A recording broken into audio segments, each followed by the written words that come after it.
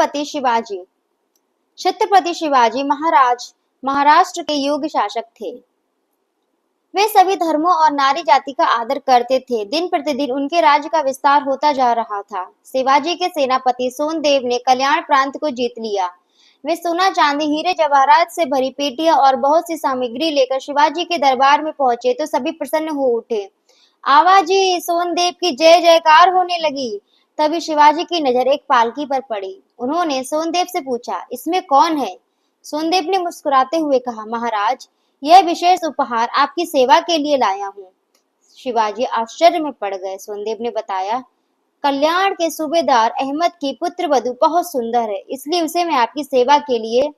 यह वाक्य सुनते ही शिवाजी आग बबूला हो गए। संयम रखते हुए उन्होंने अहमद की पुत्र वधू को पालकी से बाहर निकलवाया। वे उसकी सुंदरता देखकर अभिभूत हो गए। उन्होंने क्षमा मांगते हुए उससे कहा, क्षमा करना बेटी, तुम बहुत सुंदर हो। तुम्हें देखकर मैं यही सोच रहा हूँ कि काश यदि मेरी माँ भी तुम्हारे जैसे सुंदर होती तो मैं भी तुम्हारे समान रूपवान होता। यह सुनकर अहमद की पुत्र वधू स्तब्ध रह गई। सोनदेव भी सकते में आ गए। वह तो कल्पना कर रहा था कि शिवाजी महाराज उससे बहुत प्रसन्न होंगे। क्या सोचा था और क्या हो गया। अब शिवाजी सेनापति सोनदेव की ओर मुड़े। उन्होंने रोष से फुफकारते हुए कहा, आवाजी सोनदेव, अगर तुम मेरी सेना के योग्य सेनापति ना होते तो मैं तुम्हारा सिर काट दिया होता। तुमने ये कैसे सोच लिया कि शिवाजी माँ बहनों के साथ खिलवाड़ करेगा? मेरे लिए तो सभी धर्म व जाति समान है। हिंदू की बेटी जितनी सम्माननीय है उतनी ही मुसलमान की। भविष्य में इस प्रकार की घटना नहीं होनी चाहिए।